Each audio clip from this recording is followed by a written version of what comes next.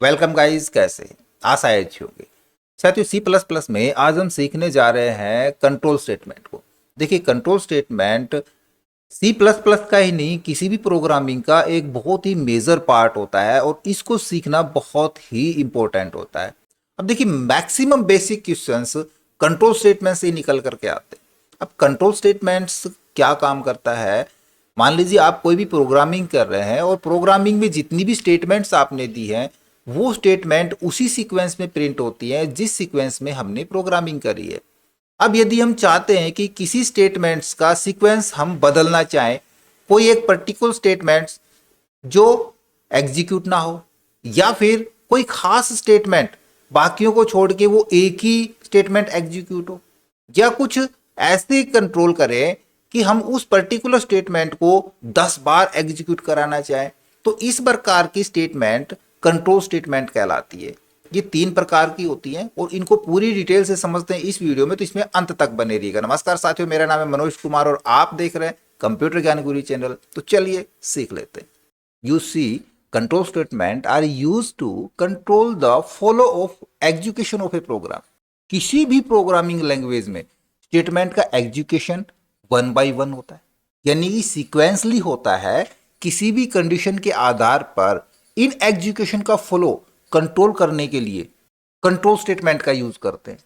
For example, मैं अगले महीने सिंगापुर घूमने जाऊंगा, बट कंडीशन है कि यदि मुझे 5 तारीख से पहले सैलरी मिल जाएगी तो, राइट? तो कंडीशन हो गई ना। क्या कंडीशन होगी कि यदि मुझे 5 तारीख से पहले सैलरी मिल जाती है तो मैं अगले महीने सिंगापुर घूमने जाऊंगा। और भी एग्जाम्पल इसके देख लेते हैं। यदि मौसम साफ रहा तो खेलने जाऊंगा, या मैं शादी के प्रोग्राम में जाऊंगा यदि गाड़ी होगी तो। ठीक। एक और एग्जाम्पल देखिए, नई ड्रेस मिलेगी तो ही स्कूल जाऊंगा। तो यहां भी कंडीशन लगी हुई है। तो इस प्रकार की जो भी कंडीशंस या जो शर्त लगी होती है, उस शर्त के आधार पे हमने किसी स्टेटमेंट को रन कराना है या एग्जीक्यूट कराना है, तब उसके लिए कंट्रोल स्टेटमेंट का यूज करते हैं। अब कंट्रोल स्टेटमेंट 3 प्रकार के होते हैं। एक तो सिलेक्शन कंट्रोल स्टेटमेंट, दूसरा होता है लूपिंग या इटरेटिव कंट्रोल स्टेटमेंट, और एक होता है जंप स्टेटमेंट। अब देखिए, कोई स्टेटमेंट तब एग्जीक्यूट हो जब दी गई कंडीशन ट्रू या फॉल्स हो, यानी कि हमने उस स्टेटमेंट को जब एग्जीक्यूट करना है जब कंडीशन ट्रू हो, या फिर तब एग्जीक्यूट हो जब कंडीशन फॉल्स हो। यानी हम ये सेलेक्ट करते हैं कि वो स्टेटमेंट एग्जीक्यूट होगी या नहीं होगी। इस प्रकार की कंडीशन के ऊपर जो भी स्टेटमेंट होती हैं वो सिलेक्शन कंट्रोल स्टेटमेंट कहलाती है। और लूपिंग या इटरेटिव स्टेटमेंट कौन सी होती है?